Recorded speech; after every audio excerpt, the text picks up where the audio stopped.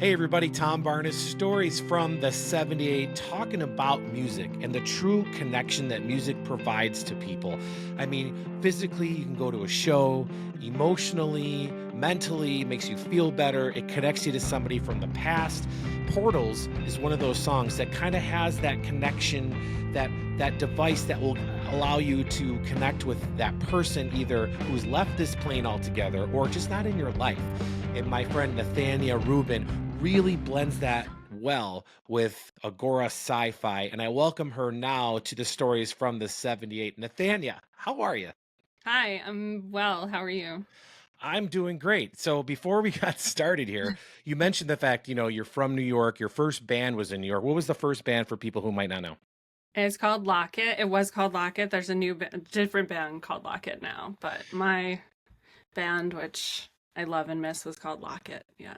And you have a new project that you're working on right now as well, right? Yes, my new project is called Agora Sci-Fi, and it's a solo project now. Yeah. And that is, well, I'm not sure if the music has taken you across the country. You mentioned that you traveled, but today I'm hmm speaking to you from my old stomping grounds in Bloomington Normal. Yes, So I you have a am. whole separate, you have a day job, I assume, and then you have your passion-fueled projects that are your music, your visual arts, and everything else, right?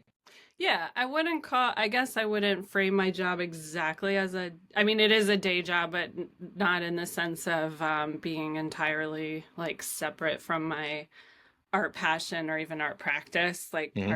part of the reason I wanted to be an art professor was so I could, the whole model of being a professor or an academic is you have your research and you have your teaching. And in my case, my research like is my art. So I do art as part of my job and I teach it, which I also really like to do. But it's not like it's literally not a 9 to 5. Like I don't work 9 to 5. I have days where I can do my artwork so. Right. So you mean it's not a day job like you're working at Bennigan's during the day and then go do the fun stuff. And that's not what I meant. I apologize if that's how it came off, No, I just but wanted more to of like, clarify. Yeah. yeah. No, I just because also I guess I'm a little sensitive about because some of the songs on this album that is coming out are about like work and work-life balance. So I feel like within the world of work and like rigorous capitalist like constraints, I feel very lucky for my current situation, but it is for sure a job as well. Right, but if you get to do what you love and get paid for it, no matter what you do, like no matter what it is, like so, like I'm sure when you're on stage performing, getting paid for that is just as gratifying as other things. But it's specifically if you get to then teach it and use that, incorporate it into what you do, I imagine that's satisfying in different ways. Yeah, I love working with my students and definitely different and also some of the stuff on the album has to do with like compartmentalization of your personality. We're all like different at different times in our lives and different relationships and moments. So I feel like um yeah. And the you have a single out. It's called Portals, which kind Yeah. of dives into the wanting or not wanting, but or maybe wanting. I don't know. You're the artist. You tell me. But like the need to like want to talk to folks that might not be here anymore in Yeah. different ways that people still communicate. I mean, I certainly have had people that have passed that I talk to on the daily. You know what I mean? So that's kind of what it reminded me. For me, that's what caught the title of this song. Then I listened to it and it's awesome. Like the music's great. It's refreshing sounding and something that is not like, I mean, I don't want to sound like an old man, but like on the radio, you turn on the radio, or if you listen to like somebody's Spotify playlist, they have all these songs that all just kind of sound the same right now. And yours stood out as a breath of fresh air. That's what drew me into the song, the sound of it. And then the title, of course, is what made me curious in the first place. Thank you so much. That's really, really nice to hear. Yeah, Yeah. it's I feel like it's about those losses. There are so many kinds of losses that I thought about with that song. Like for sure, people who have passed, like died and death, Hmm. and then also just people who you are not, who are not in your life anymore, but might be still alive and you don't speak to and sort of can't speak to. And then, and just all the changes in life, like having moved around a lot, you know, you kind of don't connect and just like growing up, you know, you don't connect with people as much like in different phases of your life. So I wrote that song during the pandemic, and I felt like after all the moving around I'd done, I was kind of in place and kind of caught up with myself at that moment, and was like, oh, and it was sort of a reflection that came crashing into my head of like where I actually was versus where I had been. And yeah, I like that song a lot too. I was moved, right? It felt like one of those ones that was very emotional to write. Yeah. Not Well, I all the met songs are like, I feel like, as poignant on the record, but Well, I imagine, moving a lot and then stopping for the pandemic and then thinking about, and I loved what you said about how you caught up with yourself. mm, I feel like a lot of people had that opportunity to yeah. just, because in our society, you work, you hustle, you're doing the things, you're living life, whatever that might Yeah. be. But everybody was kind of forced to stop. And so you did something that I have done a lot in the years since the pandemic, was kind of, reflect a little bit on your life. And it's interesting, even more so now that you're explaining it, like connecting. It's just so weird. Earlier today, I was just thinking, I'm like, there are the people in your life that are your friends for certain parts of your life that Yeah. mean the world to you. Like you Mhm. will lay down on railroad tracks for them, right? Yeah. And then life just gets in the way for no particular rhyme or reason. And that, not necessarily you wouldn't do it for them now, but you're not in a place where that comes to top of mind when you think about that person. You think about that love you have for that person and what it meant. And then sometimes, and I imagine the song a little bit about grappling with how that's not the same, right? And Yeah. how that's changed, where you kind of feel sad, but you also feel so grateful for the time that you did have with him when it meant so much, right? Yeah, totally. And I like what you said a lot. And um I think what could be healing about thinking about it is it's not even though the relationships are over and people who are dead are just no longer here, or like the relationships as they were are no longer current, but that doesn't mean that there's not still connections there. So I think that's one of the levels of thinking I was trying to do with portals,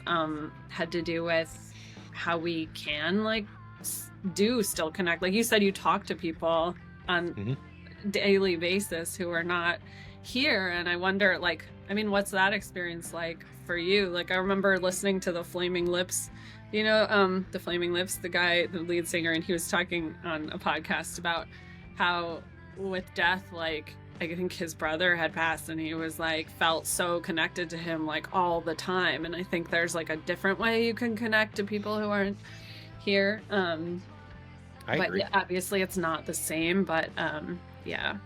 Yeah, I had a best friend of mine. He passed during the pandemic. Actually, he Oh died of wow. COVID, Oh no. and So sorry. oh, that's all right. I mean, it was a weird time, right? And it was Yeah. awful to like Yeah. lose somebody and then like say goodbye and then not really get to say goodbye because nobody could do anything. Yeah. And it was bizarre. In a lot of ways, I feel like he's still alive. Like I have to remind myself almost that he's passed, not that he's alive, So, but he was one of those friends. Strangely enough, I lived with him at Illinois State University, Oh. and he was the kind of friend that didn't go to college. He just wanted to live with his buddy who went to college. So he worked, and we lived at 701 North Fell Avenue in Bloomington or Normal, whatever actual city we were in. But he was like my brother, is my best friend, and but like after college, you kind of move on with things, and you would see your friends every weekend or every day, and then it went to every couple of weekends, to every couple months, to every once a year type of thing. And I feel more connected to him now that he's passed than I did when he was alive in the last probably 6 or 7 years of his life. And I don't know if that's just because I remember him at a certain way or what have you, but I feel connected with him where I feel like he's this sounds crazy, but I feel like he sends me signs that Hmm. I'm with him, and I'll give you the quickest example and I'll shut up. But his name was Daryl, and he loved 33. That was his number from like high school football. It was always his number. Bet on this, bet 33, right? So to honor him when he passed, I got a tattoo that he had on his body, and it was just the English D. That looks like, I don't know if you can see this right there. See the English D? Uh-huh. Yeah. So you can Cool. see Kind of 33. like Celtic, or is it? Yeah. Just green. So Yeah. if you know the Detroit Tigers, they have that English D on their uniforms. So I got that and I wanted to do that. And he just had the D and I added the 33 in it because of to honor him. And when I was done with the tattoo, I get into the car and I turn on the radio, and it was this random song that I haven't heard in years, and it was it's by Dave Matthews Band, because it was and I'm like, what is Dave You know, it was like Crash or something, you know, some old Dave Matthews, but he loved Dave Matthews. And Aw. at the time when I turned the radio on, that song came on, and the time was 3:33. Oh, wow. So, and I see 3:33 or 33 everywhere, everywhere. So I get it. I get like wanting to talk to people, you know, and that's how I feel more connected to them now than I had even prior. Isn't that weird? And I think in dreams sometimes, like, I don't know, I've seen people in dreams that it feels very real, who have had like they feel like they're right there with me in this way. Like I feel like there are different kinds of dreams. They're just regular dreams, and then sometimes I feel, I don't know, very connected to people I know who are gone through dreams. So that, yeah. But yeah.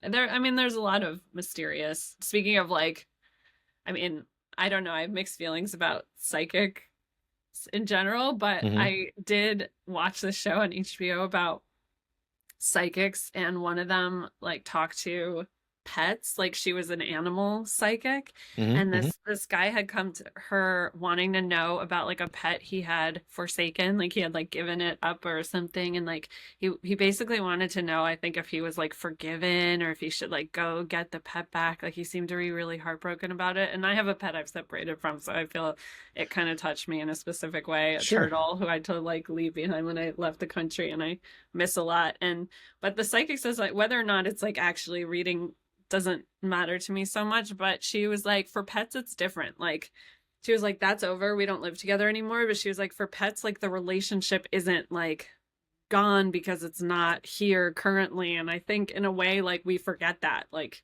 these things are alive in us too, you know. So like your friend is still like with you, it's just not, I mean, he's not, but he is around somehow in your like consciousness. So yeah.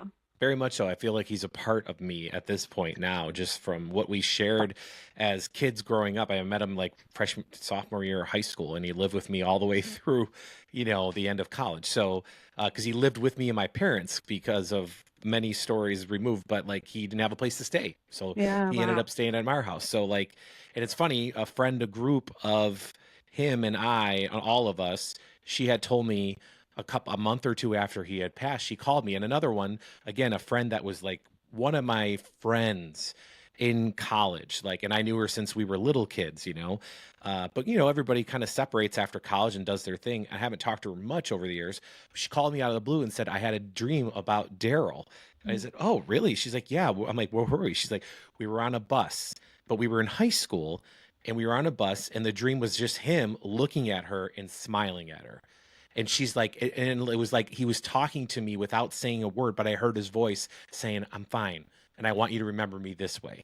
So take it for what it's worth. It's interesting stuff. And I imagine you have some of similar stories of your own of why you wanted to, in your thoughts and in connecting with people or staying connected with people through your music and your artwork as well, because you have videos that are animations of the music and everything else that kind of coincide together, right? Yeah, I do. So what I teach at ICU and what I make as like visual art, I do a lot of drawing, and also like hand-drawn animation is pretty like experimental animation, I would say. And yeah, I wanted to make pieces for like each of the songs on the album. So with Portals, I'm really proud of the video I made for Portals. It's a fun video. It's erase and redraw animation, which is the kind I like to do the most, where you draw with a pencil and you erase and you redraw, but it's like drawing over, like in this case, photographs. And so you see like a figure kind of moving through the space. But I thought the erase and redraw method, which I've used like for a long time now, really fit the ideas in the song of like you're forming and reforming yourself over the course of your own history, and how you're kind of like, so with the erase and redraw you see the erasure marks like behind the figure because some of Yeah. the pencil stays. And so to me, like the idea of personal history being this like trace behind you really matched. And also the way that I like to draw now, which wasn't always the case, but like leaving a lot of kind of ins and outs, like having the erasure be part of it, not just in terms of making the animation, but also like having unclear parts of figures. Like I'm really interested in this idea of like incompleteness of our perception of who we actually are, like not just our perception, but there's no like complete form to us. It's all like a process of making all the time, how we're always making ourselves like basically in relation to our circumstance. It's also something I do my visual art about. It gets a little nerdy, and it's also like I studied philosophy and the idea of like constructing yourself based on like your relationships, like literally, but also just contextually, like wherever you are. So it's also like kind of a psychological principle of forming of the self, but also just the idea of like memory and the disappearance of memory and all that stuff, I feel like was at play in that video. Took me a really long time to make. Really like it. How long does it take to make something like that? So with animations, they're like 12 frames per second, which comes out to about 720 like iterations of the drawing per minute. Holy cow. Yeah.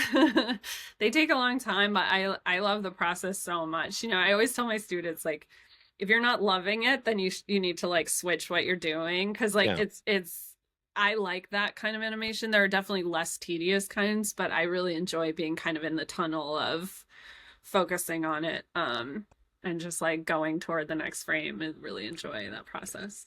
Yeah, it is. When you watch the video, it is kind of, haunting a little bit. And I Thank don't mean you. that, like, yeah, it's Yeah. just like I get it. What, like, at least I think I get what you were trying to say, or at least what it means to me is like they're there, but they're not there. You know what I Yeah, mean? Like, exactly. and it definitely comes through. So, in Yeah. the music video and the album are part of more of a universe that you've created, right? Like, is it a 5-song EP coming out later this summer? Yeah, there's another song coming out in a couple weeks called Sloppy, which I also really like. And then I worked really hard on these songs in a recording. Like with my previous band, we did a lot of like playing, and then the recording we did, which I still love and have a soft spot for, we kind of it was like a rush thing.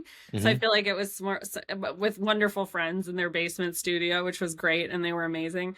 Um, and then I like left town and we didn't like get to kind of like pursue. So I really wanted with this to like focus on my like the recording part of it, which was like a really new process, and that part took a long time to like think through the sound and the and I worked with someone who is amazing in town here who owns a clip studios. His name's Eric Nelson. And so that's all to say, yeah, there are 5 songs coming out. There's Sloppy coming out in April 11th, which I'm really excited about.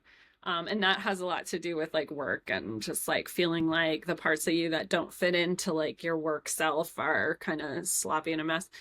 Okay. And it's also tied into like this fictional verse that I've kind of woven through the album. And then that started out as an idea for an animation, but now it's like kind of bifurcated where it's like the songs and the animations like together. And then all 5 songs will be out in June. Yeah. And I mean, if I remember reading correctly, one of your animations was nominated in like 2021 for I'm drawing a blank. Was one of your animations right? It was it wasn't it wasn't nominated, it was qualified. So Oh, I'm sorry, they're like, no, qualified. no, I people do that all the time because I'm like, my animation got qualified, and they're like, you're nominated. I'm like, no. So it won a bunch of like nice festivals, and so it ended up qualifying to like apply for the Oscars, which was exciting. But I think in the end it was like, I mean, not there were some amazing animations. It's also the animation that was in these festivals. It's called Crowded, which I Hmm. worked on and off for like so long. Is really experimental. So I definitely like have never. It was like it was. I remember. Like there's like a weird sex scene. There's like it's like very avant-garde. There's no like plot per se. It like just transforms from one thing to another. And then like I remember I got when I qualified for it, I got this email from a publicist who was like, "We'd like to represent you for the Oscars. Like, can you send us your thing?" And I was like we could do a press campaign. And I was like, I don't know if this is really has any kind of shot at this. And I remember they watched it and they're like, I don't know. Like it's just like very different from what would actually be at the Academy Awards. But I was really shocked that in all the amazing like mainstream festivals who were interested in the film. So I really enjoy doing film festivals with that movie. And I'm also considering doing that with some of the music videos I've been making as well. So it's a really Well, nice venue for sharing, yeah, especially absolutely. experimental animation, because there's not that many like venues for it in the world. I mean, I've done it in art spaces, like galleries and stuff like that as well.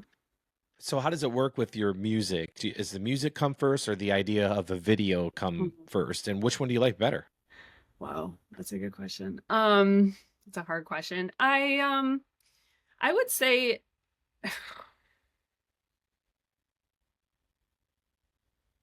in this case, the songs came first. Mhm. But there were times when the videos helped me where imagining the art for it and thinking about how that was going to go, it was a little bit of like a North Star when it came to finalizing lyrics or um some of the production choices. Like I feel like, David Lynch always says like return to the original idea, like the Mhm. seed, and that's like kind of like your because you can get lost when you're making something following threads of your own thought and like ideas, or and kind of find yourself in a very different place from where you started. Sure.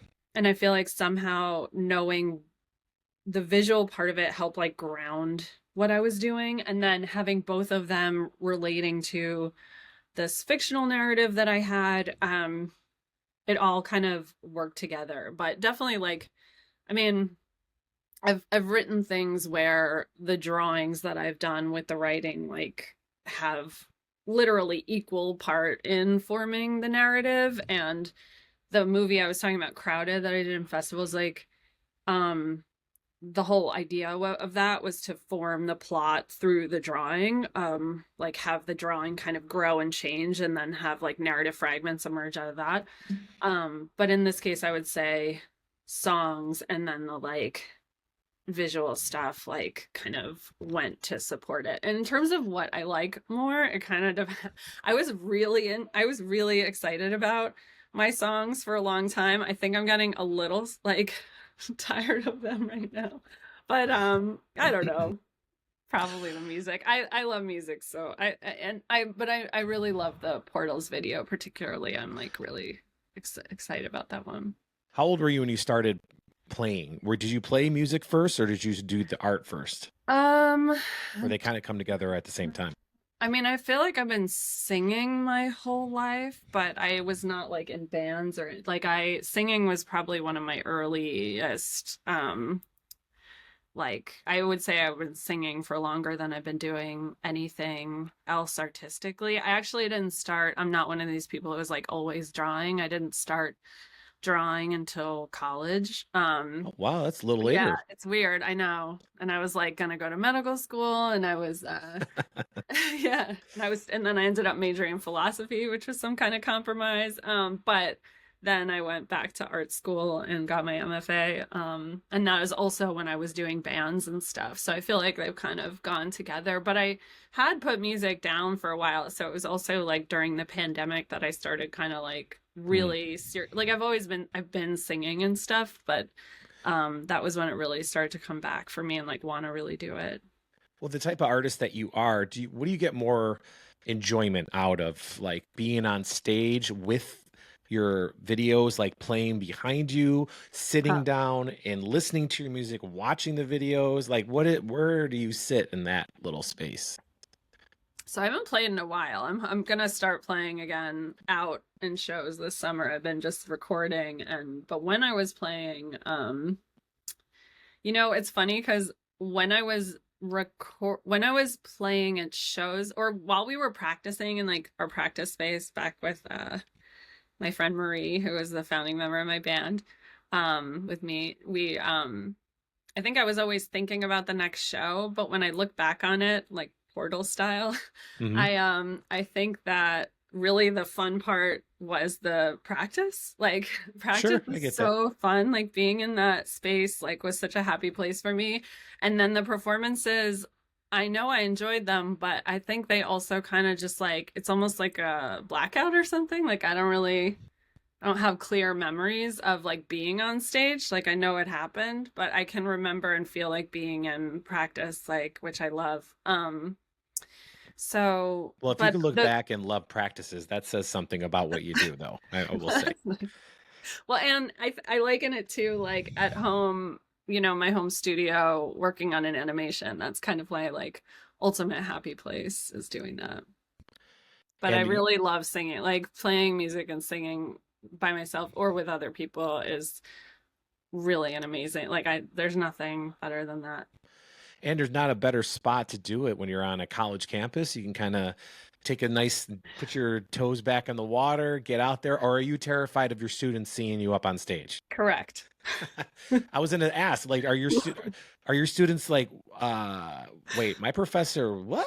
Or do they not even know? Like, I mean, how does I that work? don't know how aware they are. I'm definitely planning to I would prefer to play like in not necessarily like right here.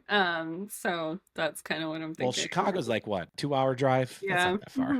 Yeah. We'll see. I'm like starting to figure out how that's all gonna work. But I need to get over the compartmentalization, but I definitely think I don't, my students have all of their own stuff to worry about, but I'm sure a few of them are aware. Yeah.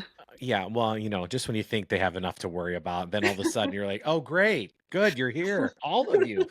But maybe you can write about that in the future then, have Yeah. that part of your scope of work there. Hmm. But you said the EP comes out a little bit later on this summer, and then April, what date was April for Sloppy? April 11th for Sloppy. Oh, Yeah. so not too far. Yeah. No, I'm excited for that one to be out and for all of them to be out. Yeah. And I imagine each song will have an accompanying video that you're working on. Correct. They all have like so Sloppy has I'd say a little bit closer to like a visualizer, like it's not as full. Some of them are more like mini videos and then like Tabs another one has like a full video that has different media in it. So yeah, they all have art. I'm making like different like video pieces and stuff. And I did all the like album art and stuff. Very cool. Yeah. And last question, before when you were talking about portals and all these different memories, and we were discussing even people that are still alive and well, but you're Uh-huh. just not in their lives. Sometimes that's even sadder than somebody dying because you're Hmm. not in their life anymore. It's weird, right? But Yeah. was there a relationship that really stuck out to you and made you want to write that song? Maybe not the whole song or the whole experience was about that particular relationship, but was there one that was just kind of there where you're like, you use that to kind of pull yourself through to the other side of the song? That's a good question. I don't know if I'm gonna answer it. It's a Okay. great You don't have to say who it is. I would just say it if there was one. But I think I just got my answer either way. there was definitely a starting point, and I Hmm. feel like there were a few key things and people I thought about, but I think it was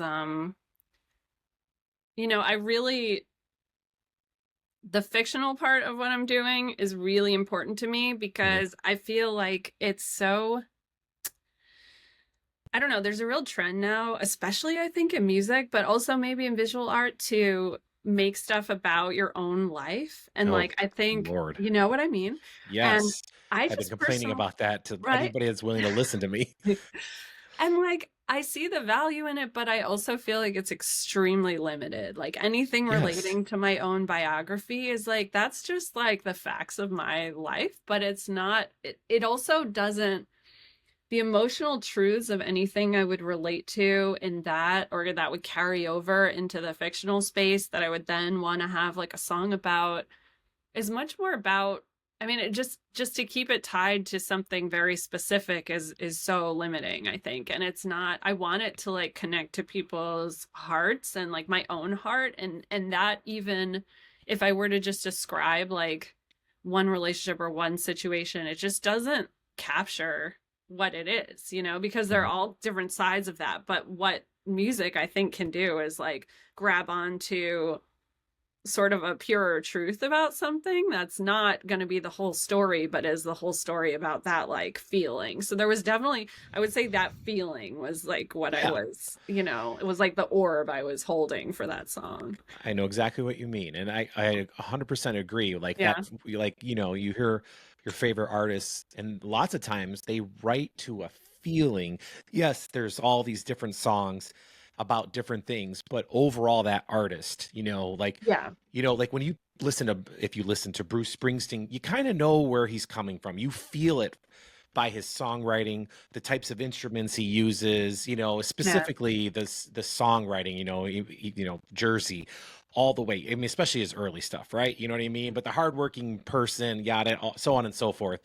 But then there's like bands or artists now, specifically now, like there's so many artists versus bands. Like it just doesn't happen as well as much as, Right. and that's music industry in general, right? It's changed. But Yeah. with that though, there's a lot of it's just that one-dimensional songwriting and experience where it's just kind of nothing's left to the imagination. You're so like in your face, like over explaining the music that you kind of okay, well they wrote about X, like how, Taylor Swift writes that way, because she, Yeah.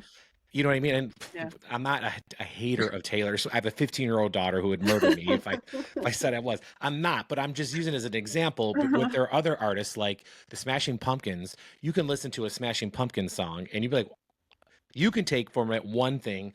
500,000 other people can take their own views of it because it's so cryptic in a way, but so Yeah. beautiful and you know what I mean? Like Yeah. it's just that's how music's changed for me. So Well, and I feel like it's related to like influence culture because then like the yes, subject of the work becomes like Taylor. So it's like it reflects back on her and her life and who she's dating all becomes part of that. And it's like yes. that and that is kind of its own in a way she is the art piece, right? And the music is like kind of like around that. Um yeah, so that's why I feel like fiction and I use that term sort of broadly, but just like the world of like our imagination is Hmm. where like I think we can sort of timelessly connect where it doesn't necessarily have to do with like the artist specific like story. Yeah. And to me, I find that refreshing Cool. after hearing so much of that type of music Yeah. to find something where you can take a piece from it and make it your own. That's what music is to me. I mean, I remember years and years ago, when Pearl Jam was on their rise in the late Mhm. 90s, people would always ask Eddie Vedder, like, oh, what was this song about? What was this song about? And he said, it doesn't matter what Right. it was about. It's what it means to you. And at the Yeah. time as a kid going, but I want to know what the song's about. I was like pissed off. I was like, well, why don't you just freaking tell me that, but now as an adult, I'm like, don't tell me. Don't Right. ruin it for me. I want it to be what I think it is. Yeah. And that's like he prided himself on that for years of not wanting to tell people. Same thing Yeah. with like Nirvana, I'm dating myself with the music I'm referencing, No, but I mean these are amazing references. They're all you know what I important. mean though? Oh Like yeah, of I course. miss that. I miss that kind of songwriting and I miss that feeling of Yeah. listening to a song and going, what the hell happened to this person to write that kind of lyric? I would never, you know what I mean? I just Yeah. that's music to me. That's There's an openness to it. It's kind of what I was saying with the drawing too. Like I used to be interested in like kind of noticing everything about a face I was drawing and trying to like draw it completely. And now I'm much more interested in kind of the blurry space where you can like project onto some, like I'm really like, I think the relationship people have to artwork, whether it's music or visual, it's like there needs to be space there for you. Otherwise but then it's forgettable. yeah, well, and it's very like specifically about that. It's a relationship to the person, not to the work, right? Right. Oh, amen. You know, we can do this all. We should be teaching a class right now. I mean, Feel free to pop let me in. get on my soapbox. Oh man, well, it's been an absolute pleasure to It talk to was you for so this nice to meet you. little Thank you. time. Thank you so much. If for people want to know more about what you do, where you're doing it, when things are released, what's the best way for them to find you? So I guess Agora Sci-Fi is on Spotify and all the platforms. I have an Instagram account, and yeah, I guess those are. I have a website too. There's a mailing list. Yeah, All the fun stuff. yeah, Maybe make sure I say this right. Nathania? yes, that is Yes. the name. Thank you. Nathania Rubin, thank you so much. Thank I you. appreciate it, and I'm really looking forward to hearing this live. So you're gonna have to make your way up to Chicago, Okay. and maybe a little Reggie's Rock Club, on South Loop. You can do something like that, or at Lincoln Hall. I think these are all perfect spots for you. Those sound good. Thank you.